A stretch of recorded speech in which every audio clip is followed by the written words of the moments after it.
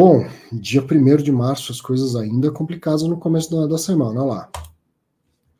No dia 1º de março, o Ouro Invest JPP, que é o OUJP11, administrado pela Finaxis, gerido pelo Ouro Invest, que tem 27.005 cotistas, anunciou que o devedor do CRI Carvalho Osklin, se não me engano, não pagou os valores devidos em fevereiro de 2023. O CRI Carvalho, na verdade, a gente está falando aqui da 25ª e 28ª série da primeira emissão da Ori Securitizadora. O CRI possui as seguintes garantias: aval do controlador, alienação fiduciária de imóveis, não está dito quais, mas de imóveis, cessão fiduciária de direitos creditórios e fundo de reserva.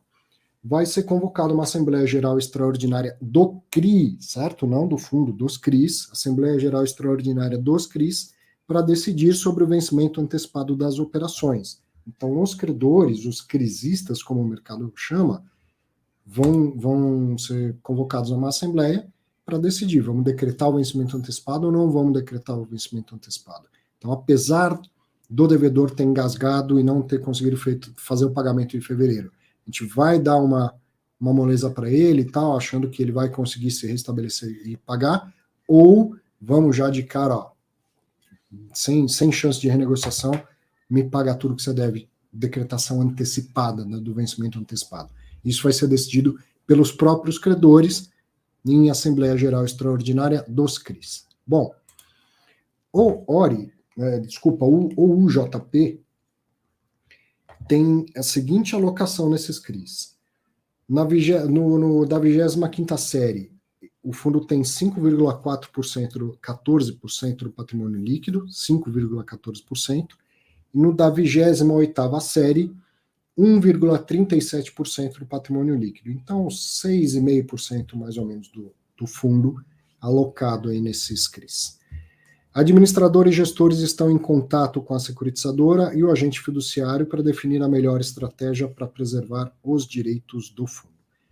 Então, veja como começou a semana, em fundo que tem que pagar com dificuldade de pagar e fundo que tem a receber com dificuldade de receber. Agora tem uma diferença muito grande aqui, algumas diferenças grandes. No caso do CRA da Languiru, não houve nenhum atraso, pelo menos ainda no caso do CRA da Languiru, né?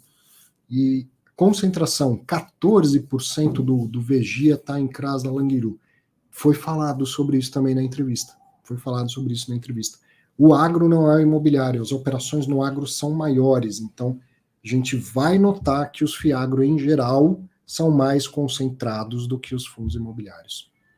Uma operação no agro, principalmente, né, nesse início de mercado em que todo mundo quer ser mais conservador, ainda, pensa aí, quem acompanha fundo imobiliário há mais tempo, quando que você começou a ouvir falar de fundo imobiliário high yield, de papel high yield? Não foi em 2010, não foi em 2011, tá certo? Naquela época, o próprio CRI era uma novidade, todo mundo estava aprendendo a lidar com a coisa e tal. O que se faz nesse momento?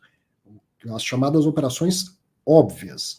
Eu quero galpão perto de São Paulo, prédio comercial perto de São Paulo, lançamento residencial na capital de São Paulo, eu vou lá e aceito securitizar. O que está acontecendo no agro agora? A mesma coisa. O mercado está se conhecendo ali. Então, o gestor do FIAGRO, ele quer comprar CRA que tenha como devedor quem? Uma empresa grande, uma empresa que já tenha demonstrações financeiras auditadas para apresentar e tudo mais. E se a empresa é grande e ela precisa de capital, ela não precisa de pouquinho, ela precisa de bastante, tá certo? Então, as operações são maiores no agro do que no imobiliário. Interessante, né? Então, vê aqui o fato relevante do UJP. A exposição do fundo, somando 2 CRIs, dá 6,5%. E lá do VGIA, 14%. Caramba, né? Até ontem, eu olhava os FIAGRO e falava, mas esses caras são muito concentrados, né? Lógico, eu sei que eles estão começando, que eles vão crescer, fazer novas emissões, diminuir a concentração, mas de qualquer jeito já é muito concentrado. Vivendo e aprendendo, ontem conversando com o gestor da Valora, entendi isso. Né? Eles vão ser sempre mais concentrados do que os fundos de papel, os fundos de CRI, pela natureza da própria operação do agro, certo? Mas então, no caso da Valora, ainda nada reportado, e no caso do UJP, e que se soma a outros 2 fundos, que tem menos de 10 mil cotistas, que são os fundos, estou voltando aqui para ver, o URE11 e o JPPA11, eles também têm exposição a esses CRIs, mas em quantidades também não muito grandes. De fato, não houve o pagamento de fevereiro, e aí já tem algo a se pensar a fazer, né? Vão sentar para conversar, inclusive com o devedor. Devedor, você vai pagar? Isso aí o cara vai lá, fala, não, eu vou pagar, foi um problema aqui, ó, mas eu vou compensar com isso, me dá mais um prazo, eu pago mais um jurinho e tal. Pode ser que não optem por decretar o vencimento antecipado. Ou então, falar, olha, a gente não acho que você está mal e não vai se recuperar no curto prazo e a gente quer se resguardar. Então, tem que pagar tudo agora. Ah, não tem dinheiro para pagar. Se fizer o vencimento antecipado, não tem dinheiro para pagar. Execução de garantias. Essa é a vida do crédito, enfim.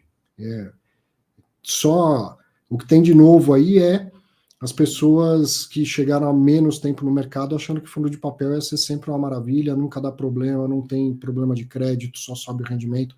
Não é nada na vida é assim, não seria assim na vida de um fundo de papel. E é isso que está acontecendo. O crédito, todo mundo que alavancou está tendo dificuldade de pagar agora no início de 2023, por tudo que vem acontecendo com a economia e com juros.